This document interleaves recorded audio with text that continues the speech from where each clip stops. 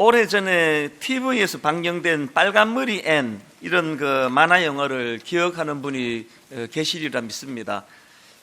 저는 지난 연말에 그 소설가 백영옥 씨가 쓴 그 에세이집인데요. 빨강머리 앤이 하는 말, 이런 제목의 그 에세이를 읽으면서 참 여러 가지 도전을 많이 받았습니다. 그 책에 11살짜리 그 주인공, 그 고아 소녀인데요. 그 빨강머리 앤이 남긴 주옥 같은 명언들을 쭉 이제 되짚어보는 그런 책이었는데, 참 뭐 소설에 나오는 대사이긴 하는데, 여러 가지로 많은 그 감동도 받고 또 도전도 받는 그런 글들을 접했습니다. 그 어린 꼬맹이가 어떻게 그렇게 힘든 상황에도 낙심하지 않고 놀라운 희망을 계속 노래할 수 있을까? 그게 참 도전이 됐는데, 예를 들면 이런 겁니다. 이제 빨강머리 앤이 어느 날 이제 지긋지긋한 그 고아원을 이제 벗어나게 된 겁니다. 그래서 어느 집에 이제 입양이 되기로 하고 갔는데, 그 문제가 뭐냐? 그 집에서는 이제 남자아이를 원한 겁니다. 이 심부름도 시키고 그러려고 남자아이를 원했는데, 이 여자아이가 오니까 이거 아니라고. 그래서 이제 다시 이제 고아원으로 돌려보내려고 하는 이제 그런 와중인데요. 눈물을 머금고 다시 이제 고아원으로 되돌아가야 되는 낙심된 상황에서 그 어린 빨강머리 앤이 하는 말이 이렇습니다. 전 이 드라이브를 마음껏 즐기기로 작정했어요. 즐기겠다고 결심만 하면 대개 언제든지 그렇게 즐길 수가 있어요. 그리고 또 이런 말도 했습니다. 이렇게 좋은 날이 또 있을까? 이런 날에 살아있다는 사실만으로도 행복하지 않나? 이런 날의 행복을 누리지 못하는, 아직 태어나지 못한 사람들이 불쌍해. 지금 그 도망가고 싶던 고아원으로 되돌아가는 그 과정인데, 이제 뭐 차를 타고 가는 것 같아요. 거기에 이 꽃이 너무 아름답고 예쁘고 하는 그거를 보면서 탄성을 지르면서 이런 이야기를 하는 게 이게 그 앤이라는 어린 꼬맹이의 긍정적인 삶의 태도라는 겁니다. 또 이런 말도 했습니다.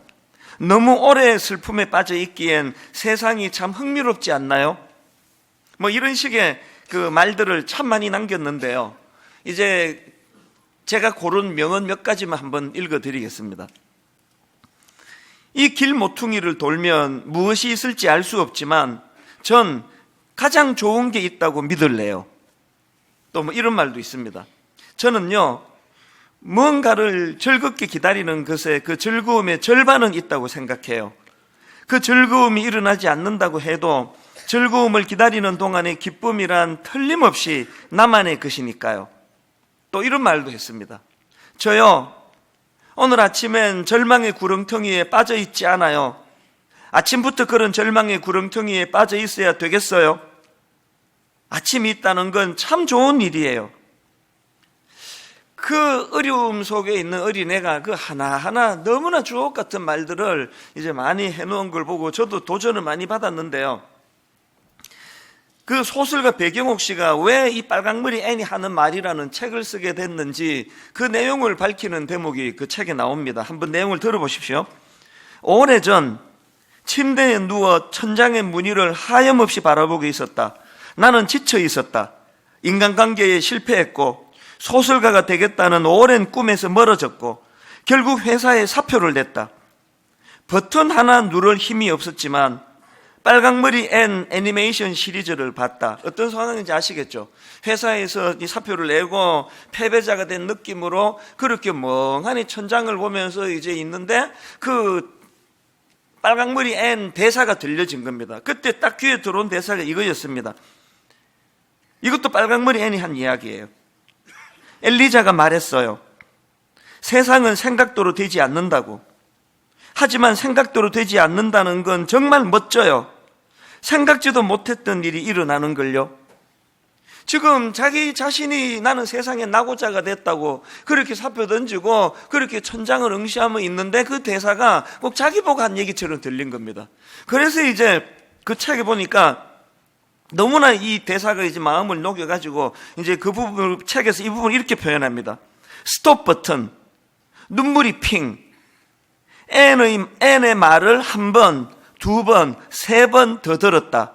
결국 눈물이 흘렀다. 그래서 이제 이 백영옥 씨가, 그 소설가 백영옥 씨가 빨강머리의 대사를 이제 노트에 받아 적기 시작한 겁니다. 여러분, 그 필사 노트나 감사 노트나 이 땅의 모든 노트는 다 좋은 거예요. 그러니까 이 소설가가 이제 그 노트를 이제 그 대사를 받아 적기 시작하면서 굉장히 거기에 이제 용기를 얻는 계기가 일어나고, 그래서 다시 이제 소설을 쓰기 시작했고, 지금은 이분이 아주 유명한 그런 소설가가 돼 있거든요. 그 계기가 바로 이 빨강머리 앤에 나오는 이 어린아이의 대사로부터 시작이 됐다. 그래서 그 책을 이제 에세이집을 이제 묻게 됐다는 겁니다. 존 메가더 목사님이 쓴 자족연습이라는 책 추천글에 이런 내용이 나옵니다. 잘못된 상황 때문에 망하는 사람은 없으나, 잘 들어보세요. 잘못된 상황 때문에 망하는 사람은 없으나 잘못된 대응으로 망하는 사람은 많다. 빨강머리 앤이 주는 교훈이 바로 딱 이거 아닙니까? 잘못된 상황 때문에 망하는 사람은 없고요, 그 잘못된 상황에 잘못 대응하기 때문에 어려움을 겪고 망한다는 그 얘기거든요. 오늘 본문 빌립보 4장 11절 말씀도 마찬가지입니다. 내가 궁핍함으로 말하는 것이 아니니라 어떠한 형편에든지 나는 자족하기를 배웠노니, 궁핍이라고 하는 어떤 잘못된 상황 때문에 망하는 게 아니라 그것을 잘못 대처하기 때문에, 잘못된 대응으로 하기 때문에 망하는 게 그게 현실이다. 그런다고 한다면 사도 바울의 이 긍정적인 자세가 뭡니까? 내가 궁핍함으로 말하는 것이 아니니라 어떠한 형편에든지 나는 자족하기를 배웠노니. 저는 오늘 이제 새해 둘째 주일 아닙니까? 올 한 해 내내 우리가 참 건강하고 또 기쁜 그 주님 안에서의 생활을 누리기 위해서는 우리가 반드시 회복해야 될 두 가지 균형에 대해서 함께 좀 나누어 보려고 하는데, 한 해 내내 이것들이 우리 삶에 좀 지침이 되면 좋겠습니다. 첫 번째로 우리가 회복해야 될 균형이 뭐냐? 자족을 연습하자는 겁니다. 자족 연습하기. 사도 바울이 11절에서 나는 어떤 형편에 처하든지 자족하는 법을 배웠다, 그렇게 설명하고는 구체적으로 12절에서 이렇게 이야기합니다. 나는 비천에 처할 줄도 알고 풍부에 처할 줄도 알아 모든 일 곧 배부름과 배고픔과 풍부와 궁핍에도 처할 줄 아는 일체의 비결을 배웠노라. 여기 나오는 이 배우다라는 이 표현은요, 자기가 뭐 학원에 가가지고 학교에 가서 배우는 그 배움이 아닙니다. 삶의 현장에서 자기가 직접 경험하면서 배우는 그 배움을 말하는데요, 여기서 지금 강조점이 뭐냐 하면은 지금 안다라는 동사가 두 번 나오고 있지 않습니까? 나는 비천에 처할 줄도 알고 풍부에 처할 줄도 알아. 이게 지금 안다라는 동사를 두 번 쓰면서 강조하는 게 뭐겠습니까?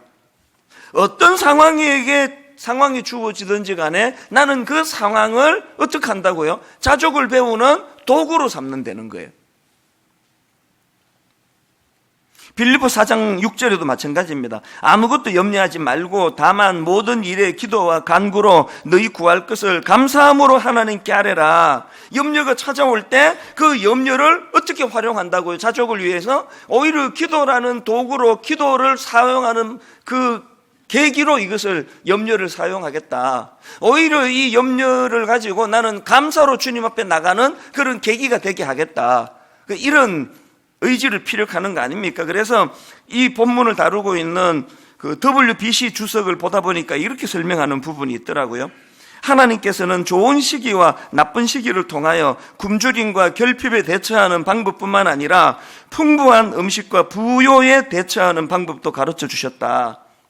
제가 이 주석을 읽는데 딱 이 성경 구절이 떠오르는 겁니다. 전도서 7장 14절. 형통한 날에는 기뻐하고 곤고한 날에는 되돌아보아라. 이 두 가지를 하나님이 병행하게 하사, 사람이 그의 장래일을 능히 헤아려 알지 못하게 하셨느니라. 여러분, 잘못된 상황 때문에 망하는 사람은 없고요, 잘못된 대응으로 대처하기 때문에 망하는 사람이 있다고 한다면 우리 안에 어려운 일이 찾아올 때에 이거를 하나님이 두 가지를 병행하게 하사 하나님을 더 의지하도록 이런 장치들을 주셨다라고 그렇게 수용하는 거, 이게 얼마나 건강한 태도냐는 겁니다. 저는 옥하는 목사님이 그 부러운 게 참 많은데, 그 중에 정말 부러운 게 목사님이 그 유튜브 뭐 이런 거 없는, 인터넷 없는 시대에 목회하셨다는 게 너무 부러워요. 뭐 얼마나 부러운지 모릅니다. 그때 무슨 뭐 가짜 뉴스가 있겠습니까? 모함하는 뭐가 있겠습니까? 그냥 이 오프라인에서 자기 목회만 잘하면 되던 그런 때 목회를 하셨으니까 그게 너무 부럽습니다. 그러나 제가 1941년생이 아니고 1961년생을 어떡하겠습니까? 목회를 하는데 그걸 누가 만들어 버렸는데 그럼 어떻게 해야 됩니까? 피할 수 없다면 즐겨라 이런 말이 있지만 믿는 우리는 한 걸음 더 나가야 됩니다. 피할 수 없다면 그거를 내 자족의 도구로 사용해 버려라. 그걸 기어이 내가 자족을 연습하는 도구로 만들어라. 그러면 하나님이 반드시 도와주신다는 거예요. 한 몇 주 전에요. 한창 이제 마음이 힘들고 막 복잡하고 그런 때인데 이제 월요일 날 점심 때 이제 그냥 스트레스 쌓이면 먹는 게 최고잖아요. 그래서 이제 제 아내하고 같이 뭐 우리나라에서 짜장면 제일 맛있게 하는 집이 있다고 그래가지고 이제 점심 때 갔습니다. 먹어보니까 그 동네에서 제일 잘하는 것 같아요. 그래서 이제 그날 요리도 시키고 실컷 먹었습니다. 잘 먹고 또 이제 풀리더라고요. 그러고는 이제 계산대로 갔더니 그 카운터에 있는 분이 조금 전에 이게 어떤 여자분이 계산하고 갔다는 거예요. 그리고 이제 쪽지 하나를 이렇게 이것 좀 전해드리라고 그랬다고 쪽지를 주는데, 여러분 저는 목회 철학이 식당에서 성도 만나면 내가 그분께 밥 사드리는 게 내 목회예요. 뭐 사드리지는 못한다 하더라도 성도들에게 그 식사 대접 받는 건 전 되게 힘들거든요. 그게 게다가 그날 또 요리도 시키고 해가지고 이 돈 되게 많이 나왔을 텐데 이러니까 되게 마음이 쓰이는 겁니다. 근데 여러분 그 쪽지를 제가 읽으면서 이게 하나님의 배려구나, 이런 내용이 써져 있더라고요. 쪽지에. 목사님, 저는 분당 우리 교회에서 2015년부터 2016년까지 예배를 드렸던 집사입니다. 고향 교회에서 모함을 받아 쫓기던 나와 마음이 무너지고 있을 때 분당 우리 교회에서 드린 예배와 목사님 말씀에 큰 위로를 받고 지금은 다른 교회에서 감사히 신앙생활하는 중입니다. 너무 감사해서 식사 대접합니다. 목사님 감사합니다. 그리고 누구누구 집사 올림, 이렇게 쓰여져 있는 겁니다.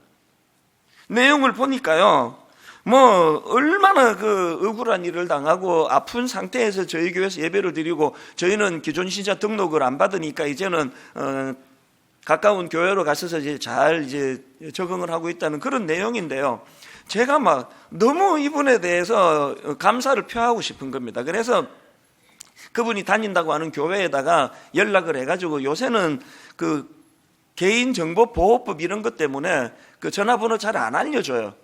제가 한 2주 걸렸던 것 같아요. 기어이 번호를 또 알아냈잖아요. 이 집요함을 가지고. 그래서 이제 그분에게 전화를 했어요. 깜짝 놀라시죠. 그러면서 이제 이런저런 대화를 하다가 그날 제가 정말 많은 위로를 받았습니다. 이분이요, 20몇 년인가 정든 교회에서 상상을 초월하는 모함을 당하고, 그렇게 해서 상처 구덩이에 빠져가지고 도저히 그 고향 교회를 다닐 수가 없어가지고 그렇게 교회를 지금 옮긴 상태에서 우리 교회로 온 겁니다. 그러면서 이제 이분하고 대화를 잘 나누고요. 좀 있으니까 이제 문자가 오더라고요. 문자 내용이 이렇습니다. 너무 억울했습니다. 많이 울었습니다. 복수하고 싶었습니다. 그러나 그것이 주님께서 원하시는 것이 아니었음을 4년이 지난 후에 알게 하셨고, 여전히 용서하는 과정이 있습니다. 이게 참 의미가 있더라고요. 이 정직한 고백 아닙니까? 4년이 지났지만 여전히 용서하는 과정에 있습니다. 그런 중에 목사님을 우연히 식당에서 배웠고 마음으로 정말 감사했습니다. 하나님께서 목사님을 통해 저에게 주신 위로와 가르침을 마음에 담고 제가 받은 십자가 사랑 곧 세상에 흘려보내며 살겠습니다. 보니까 저보다 훨씬 억울하고 훨씬 마음이 상해 있는 그런 상태의 성도님이셨던 거예요. 제가 한 3주 전인가 모세를 가지고 설교한 적이 있지 않습니까? 그 설교에 대해서 그 다음에 이런 글이 있습니다. 어제 목사님 말씀을 통해 주님 뜻을 다시 한번 알게 되었습니다. 저의 교만이 그 사람의 마음을 상하게 했구나. 이렇게 저를 돌아보았고, 모함받고 원망하는 저의 상황에서 모세와 같이 주님께 부르짖어야 한다는 것을 알게 되었습니다. 분노하고 복수하는 것이 아니라 오히려 저를 돌아보며 저의 고향 교회를 위해 눈물로 기도하는 사람으로 이끌어 주셨습니다. 이분 대단한 크리스찬의 모습 아닙니까? 부끄럽더라고요. 상상을 초월하는 그런 모함을 당하고 오죽하면 복수하고 싶었습니다. 4년이 지나도 그 마음이 완전히 아직까지는 용서가 되지 않는 그런 상황에서 말씀으로 그렇게 살아보려고 애쓰시는 그분을 하필 그 식당, 이 동네도 아니에요. 대한민국에서 제일 맛있는 집이라 그래가지고 한 40분을 내가 운전해가지고 간 그 동네에 하나님은 그분을 미리 거기에 예비해 두시고 그 마음이 너무나 내가 힐링이 되는 거예요. 막 목회 회의가 오고 도대체 이게 뭔가 하는 이런 자리에 빠져 있을 때 하나님이 그분을 통해서 네가 지금 현실을 얼마나 과장하고 있는지 아느냐. 여러분 다시 말씀드립니다. 잘못된 상황 때문에 망하는 사람은 없으나 잘못된 대응으로 망하는 사람은 많다. 이것이 얼마나 저에게 이 지침이 되는지 모르겠는 겁니다. 오늘 본문 12절에 나는 비천에 처할 줄도 알고 풍부에 처할 줄도 알아 모든 이 일 곧 배부름과 배고픔과 풍부와 궁핍에도 처할 줄 아는 일체의 비결을 배웠노라. 올 한 해 그 귀한 그 성도님처럼 이왕에 이런 일이 벌어져 버렸는데 내가 이것을 어떻게 대처하면 좋을지, 그것이 궁핍으로 모는 일이든 부요함으로 모는 일이든 내가 겪는 이 땅의 모든 일들로 하여금 내가 자족을 배우는 훈련의 도구로 삼아야 되겠다. 그렇게 결단하시는 성도님들 되시기를 바랍니다. 그런가 하면 두 번째로요, 이 건강한 신앙생활을 위해서 회복해야 될 게 하나 더 있는데 그게 뭐냐? 내게 능력 주시는 자가 계시다는 걸 기억하며 살자는 겁니다. 사도 바울이 12절에서 또 11절에서 나는 일체의 비결을 배웠다. 나는 이런 아픈 일도 저런 아픈 일도 좋은 일도 다 나는 내 자족을 배우는 훈련의 도구로 삼았다. 이렇게 하고 끝나면 그 성경이 아니에요. 그건 자기 개발서입니다.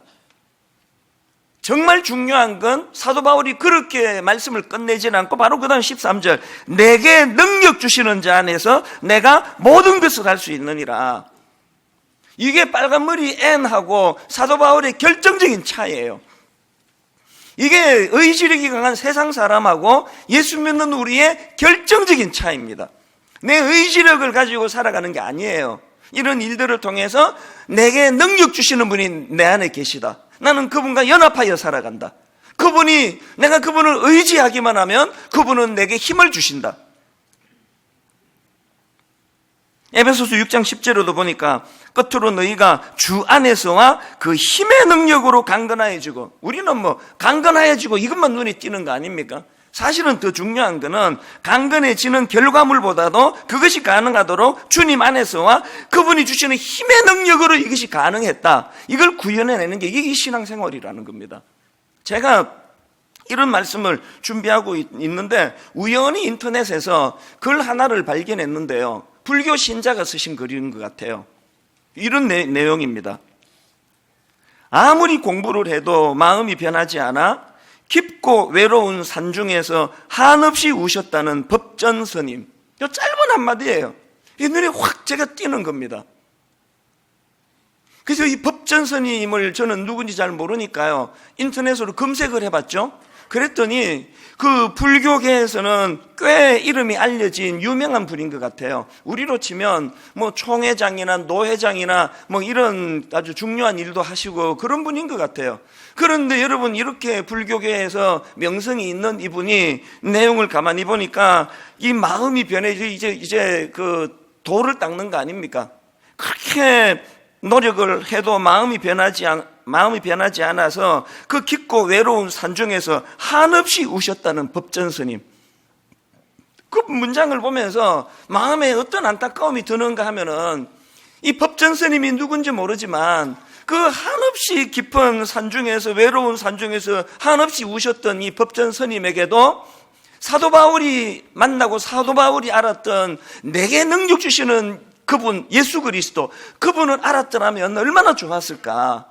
어차피 내 능력으로는 그게 안 된다는 걸 인식하고 내게 능력 주시는 그분을 의지하는 삶을 사셨더라면 이렇게 깊은 산중에서 외로이 우는 일은 피할 수 있지 않았을까. 그런 생각을 제가 하다가 불쑥 든 생각이, 제가 지금 그 법전 선임을 걱정할 때가 아닙니다. 지금 여기 지금 수많은 크리스찬으로 가는 분들, 평상시에 그렇게 손을 들고 찬양하고 하나님을 의지한다 그러고 그렇게 신앙생활을 하는데, 이런 어떤 결정적인 문제를 만나면 법전 스님이나 우리나 거의 다를 바 없는, 내가 뭘 해보겠다고 그러다가 외로이 눈물을 짓는 게 그게 오늘 저나 여러분의 모습 아닙니까? 계속 목회 회의가 온다. 어떻게 그렇게 새빨간 거짓말로 이렇게 모함을 하고 있느냐. 그리고 내 설교가 십수년 동안 전 세계에 다 오픈이 됐는데, 설교를 딱 들어보면 아는데 이거를 가지고 이렇게 또 넘어가는 사람이 있느냐고. 내가 계속 이야기하는 게 뭘 의미합니까? 내가 그게 신경이 쓰인다는 거 아닙니까? 자유롭지 않다는 거 아닙니까? 목회 회의가 온다. 그 왜 오겠습니까? 목사인 저 역시도 그 굴레에서 자유롭지 않다는 거거든요. 그러니까 이 자리는요, 그 모든 걸 다 해결한 어떤 그 완결자가 설교하는 거 아닙니다. 똑같이 약한 육신을 가지고 같이 마음이 쓰이고, 그래서 하나님께서는 그 짜장면집에서까지라도 하나님이 사람을 보내주시고, 그 하나님이 오늘도 너에게 능력 주시는 그분을 왜 인식하지 않고 사느냐고 그렇게 저를 깨우쳐주는 그 힘으로 지금 버텨내고 있는 거 아닙니까? 목회 회의가 들기는 무슨 회의가 듭니까? 능력 주시는 그분이 아무런 능력도 없는 저를 지금까지 인도해 주셨는데, 여러분도 마찬가지라고 생각합니다. 여러분, 그 선임이 그 고독한 깊은 계곡에서 눈물을 흘리고 있는 그런 모습이 내게 능력 주시는 그분을 알고 있는 우리는 절대로 그러면 안 된다는 거예요. 절대로 그러시면 안 됩니다. 디모데전서 1장 12절에도 보니까 나를 능하게 하신 그리스도 예수 우리 주께 내가 감사함은, 나를 능하게 하신, 내게 능력 주시는 자. 제가 이 설교를 준비하다가요, 우리 교회 어느 부부가 불쑥 떠오른 겁니다. 이 부부는 정말 이 분당 우리 교회 최고의 이 수뇌보, 완전히 로맨스예요. 이 젊은 이 부부가 무슨 일이 있었냐 하면, 부인이 처녀 때 결혼하기 전에 미혼 시절에 루푸스 병을 만난 겁니다. 이 희귀성 난치병이거든요. 이 루푸스는 정말 무서운 병이에요. 이 몸의 면역 체계가 이상을 일으켜가지고 자기 인체를 공격하는 거예요. 그 이 안에서 이 루푸스가 눈을 공격하면 실명이 될 위험이 있고요. 무릎을 공격하면 무릎이 또 관절이 다 망가집니다. 심장을 공격하면 심장을 망가뜨리게 되고요. 그 이 미혼 자매가 이제 루푸스 병이 온 건데, 이 루푸스 병이 진짜 무서운 게요, 아직까지 병 원인을 못 찾습니다. 그러다 보니까 약이 없어요. 그래서 중환자실에 가서 투병을 하고 있는데, 이제 이 로맨티스트, 이 남편이 그 소식을 들은 거예요. 그래가지고 이제 이 자매가 퇴원하고 얼마 있지도 않은데 만나자고 연락이 온 겁니다. 그 만나고 싶겠습니까? 그 자매 표현으로 얼굴이 그 풍선 아줌마처럼 얼굴이 이렇게 부어 있고 막, 그래서 계속 이제 망설이는데 계속 만나자고, 그래서 이제 만났더니 프로포즈를 하는 거예요. 결혼을 하자는 겁니다. 이 자매 마음에 그 무슨 총각 인생 하나 망칠 일이 있나, 결혼 안 한다 그랬어요. 결혼 안 한다 그러는데 막 계속 그렇게 집요하게 프로포즈를 해가지고 드디어 정말 결혼을 하게 됐거든요. 이 수뇌부 아닙니까? 제가 이 설교를 준비하다가 불뚝 그 부부가 생각이 나는데, 그렇게 결혼한 지가 5년이 지났거든요. 대부분 이런 어떤 감상주의에 빠져가지고 로맨틱하게 결혼하면은요, 제정신 들어오면은 다 어려워지잖아요. 근데 그 궁금해지는 겁니다. 5년이 지났는데 이 부부는 어떻게 지내고 있나? 그래서 제가 좀 만나자 그랬어요. 두 분이 다 같이 찾아와서, 왜? 같이 오라 그랬으니까. 한 사람만 내 확인하면 안 되니까. 그 부부 다 오라 그랬더니 다 왔어요. 제가 그날요 진짜 감동을 받았어요. 진짜. 그 이후로요 고난이 엄청 많았더라고요. 신혼부부인데요 결혼하고 5개월 만에 또 중환자실에 갔대요. 루푸스라는 병이 원래 그런 겁니다. 그 난관을 다 이겨내고 너무나 서로 사랑하면서 그렇게 서로를 섬기고 이런 걸 대화를 나누고 너무나 감동을 받았는데, 정말 감동은 그 다음부터입니다. 그렇게 하고 부부가 다 저한테 이메일을 편지를 보내왔는데요, 이 감동은 이루 말로 못합니다. 먼저 남편의 편지를 한번 들어보십시오. 자기 처지를 이렇게 표현했습니다. 1년에 여러 차례의 입원과 퇴원의 반복, 퇴근 후 병원 의자에서의 쪽잠, 2번의 유산으로 아이를 양육하는 행복과 기쁨은 아직 모르는 부부, 풍요롭거나 넉넉함과는 거리가 먼, 돈이 생겨도 부채 때문에 만져보지도 못하고 사라지는 유리통장, 힘들어도 가장의 무게로 지쳐도 누구에게 쉽게 내색하거나 표현하지 못하는 남편의 삶, 자기의 상황을 이렇게 쭉 피력을 하고요. 대반전, 그 다음 들어보세요.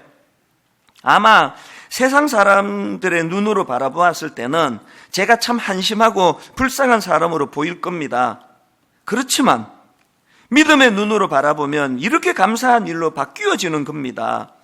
루푸스라는 희귀성 난치병을 가진 자매를 부부로 맺어주셔서 내 자신이 먼저가 아닌 자매를 먼저 배려할 수 있는 마음을 주심에 감사하고, 병이 더 악화되기 전에 입원으로 예방해 주심에 감사드리고, 또한 회복되어 퇴원할 수 있게 해주셔서 감사드리고, 유아부 예꼬들과 자녀들이 많은 다락방을 허락해 주셔서 한두 명이 아닌 수십 명의 아이들과 함께하는 기쁨과 행복을 주심에 감사드리고, 넉넉하지는 않지만 주일 헌금과 11조를 드릴 수 있는 기쁨을 주심에 감사드리고, 가장의 무게와 삶의 힘든 부분들을 다락방에서 나누고 함께 울고 위로받음으로 치유의 은사를 주심에 감사드리고, 내가 현재의 상황을 어떻게 보느냐의 시각에 따라 감사한 일들이 매 순간 넘쳐나는 걸 느끼면 하나님이 저에게 주신 감사가 이렇게 많음에 놀라게 될 것입니다. 지난주 제가 감사를 선포하지 않았습니까? 이런 생각하신 분 계세요? 이 땅의 모든 사람은 다 원래 감사할 수도 내 형편은 나는 안 된다, 이런 생각을 하신 분 있으십니까? 이 부부의 감사를 한번 들어보십시오. 이번에는 그 아내가 보내온, 그 자매가 보내온 편지를 한번 읽어 드릴 테니까 한번 내용을 한번 보십시오. 오늘 목사님을 만나 저의 살아온 순간들을 다시금 얘기할 수 있게 되어 감사했습니다. 또 감사해요. 제가 중환자실에서 사경을 헤맨 지도 벌써 7, 8년이 지나갑니다. 하나 확실한 건, 하나님을 몰랐고 감사를 몰랐다면 제가 이 모든 것들을 버텨낼 수 없었다는 것입니다.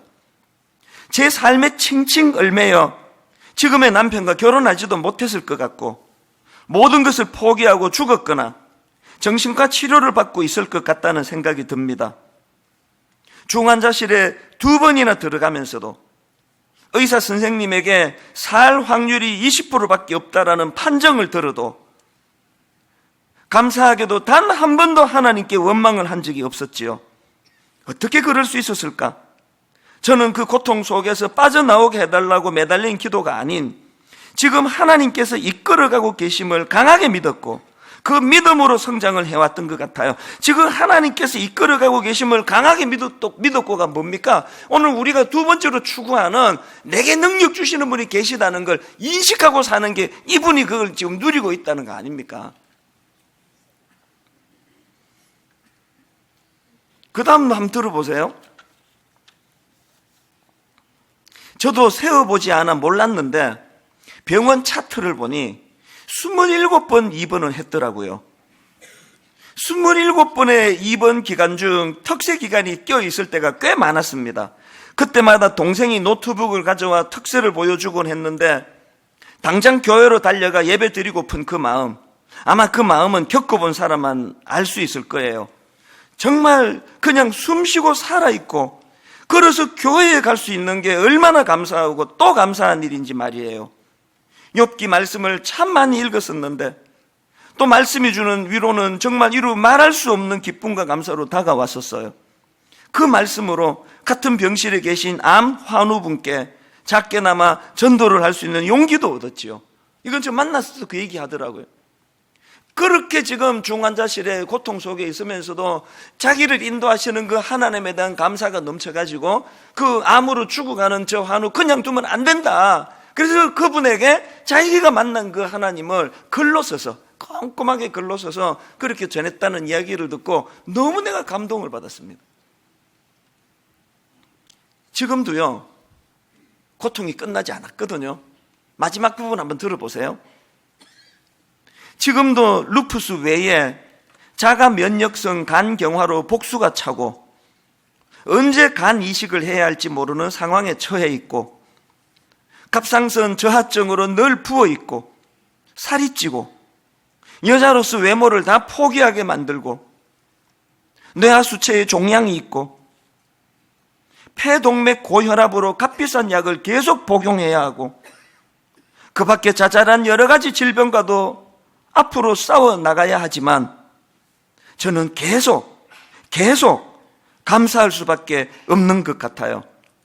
지금까지 믿고 하나님만 따라왔고 죽이시는 것도 살리시는 것도 하나님이심을 잘 알기에 그냥 감사할 수밖에 없는 것 같아요. 기쁠 때나 고난 속에서나 하나님만 바라보고 감사하며 나아가는 저희 부부가 되기를 소망합니다. 온통 이 부부가 감사로 도배를 해놓은 거예요. 감사로. 오늘 여러분 교회 오시면서 내가 정말 걸어서 교회 올 수 있는 건강 주신 것 때문에 이렇게 가슴 벅차게 감사하신 분 몇 분이나 되세요? 놀라운 건요, 그 남편이 지금 아파트 올수리 그 인테리어를 지금 하고 있는데요, 들리는 소문이 너무 좋은 거예요. 이 남편이 하는 그 인테리어 사업을 맡긴 집들마다 참 만족이 된다고, 너무나 정성껏 이런 일을 한다고. 이게 어떻게 가능할까요? 빨강머리 앤이라는 그린 11살짜리 고아 소녀가 너무너무 힘든 그 난관을 어떻게 해서든 그것들을 이겨내보려고 긍정적으로 노력하는 그런 아이의 삶은 반드시 잘 될 수밖에 없는 거. 거기다가 이분은 내게 능력 주시는 분이 누구인지를 알고 있는 분인데요, 자기에게 맡겨진 일 대충 하겠습니까? 부실하게 할 리가 없잖아요. 그러니까 잘 되는 거예요. 저는 이 두 부부를 만나보고 또 두 부부의 편지를 보면서 시편 63편이 불쑥 떠올랐는데요, 시편 63편의 배경은 지금 다윗 왕이 자기 아들 그 못된 그 페루나 압살롬이 쿠데타를 일으켜가지고 반역을 일으켜가지고 지금 광야로 피신해서 쓴 시예요. 그런데 여러분, 제가 시편 63편을 보니까 이게 아비로서 이건 숨 쉴 힘도 없을 것 같아요. 그렇게 광야로 피신해서 쓴 시인데 시가 너무 밝은 거예요. 찬양이 너무 많은 겁니다. 자, 예를 들어 볼게요. 시편 63편 3절 4절을 보십시오. 주의 인자하심이 생명보다 나음으로 내 입술이 주를 찬양할 것이라. 이름으로 나의 평생의 주를 송축하며 주의 이름으로 말미암아 나의 손을 들리라. 내 평생에 주를 찬양하며 주의 이름으로 내 손 들리라. 이 찬양이요, 이 보통 깊은 찬양이 아닙니다. 눈을 떠보면 기가 막혀요.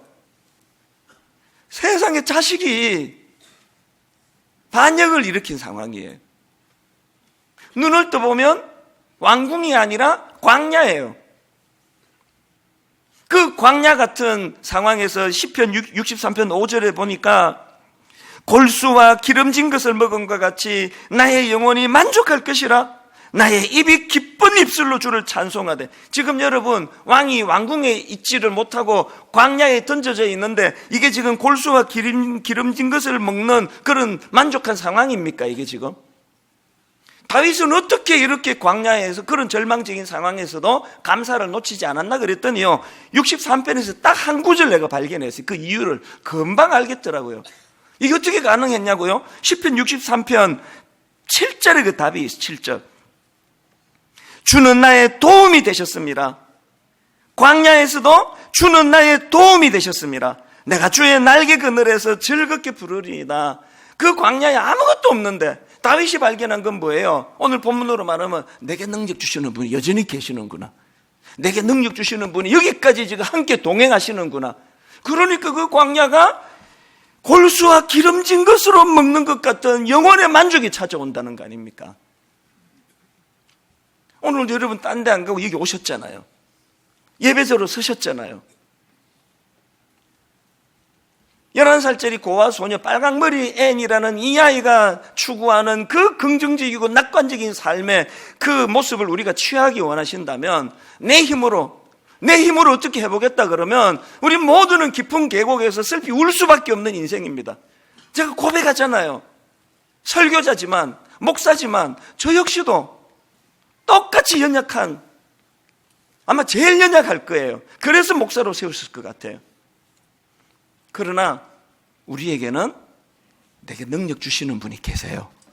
내게 능력 주시는 그분을 인식하고 그분과 연합하면서 오늘의 결론을 저는 이 말씀으로 마무리하기를 원합니다. 고린도후서 6장 10절 근심하는 자 같으나 항상 기뻐하고 가난한 자 같으나 많은 사람을 부유하게 하고 아무것도 없는 자 같으나 모든 것을 가진 자로다. 아니 그냥 이렇게 하면 되잖아요. 항상 기뻐하고 많은 사람을 부유하게 하고 모든 것을 가진 자로다. 그렇게 기록하면 되는데 왜 앞에 하나씩 붙여놨을까요?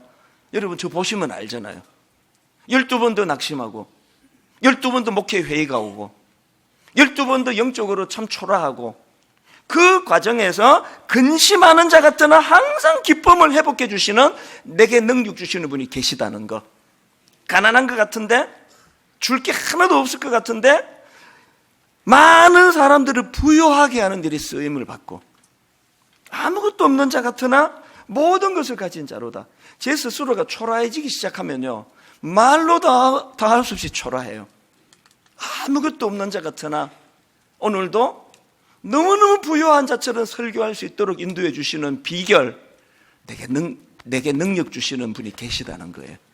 내게 능력 주시는 분이 계셔서 저의 초라함, 저의 연약함, 저의 보잘것없음, 저의 심약함, 저의 의지 박약, 이 모든 것들이 오히려 더 빛이 나는 겁니다. 내게 능력 주시는 자가 계시기 때문에.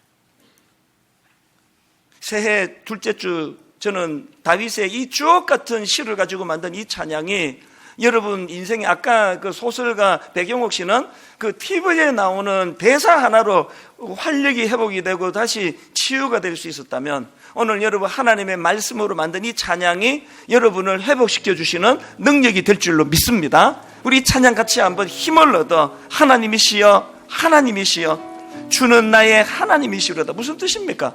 내게 능력 주시는 자 그분이시라는 거예요. 주는 나의 하나님이시로다. 나의 몸과 마음 주를 갈망하며 이제 내가 주님께 이렇게 고백하기 원합니다. 여호와는 나의 빛이 되십니다. 여호와는 나의 구원이 되십니다. 가사를 생각하시면서 우리 한번 이렇게 찬양하기 원합니다.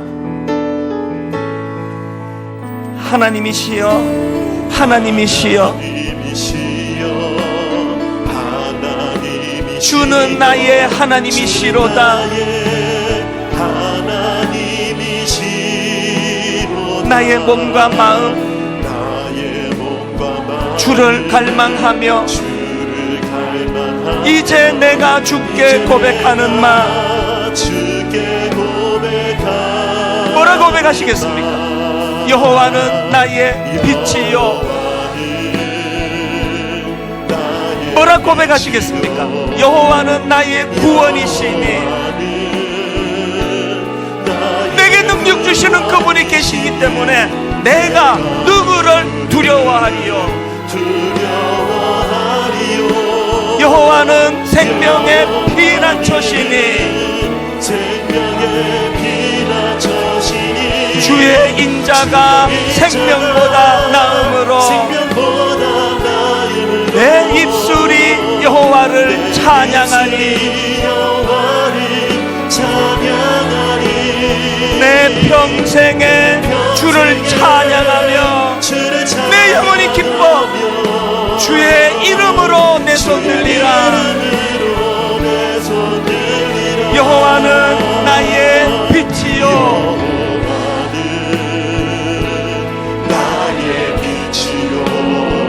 여호와는 나의 구원이시니 나의 구원이시니 내가 누구를 두려워하리요. 내게 능력 주시는 그분이 계시기에 여호와는 생명의 피난처시니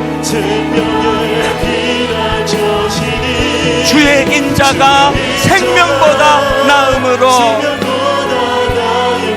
내 입술이 여호와를 찬양하리.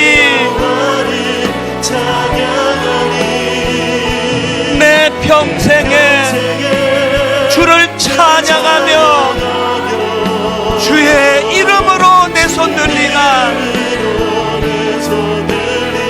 하나님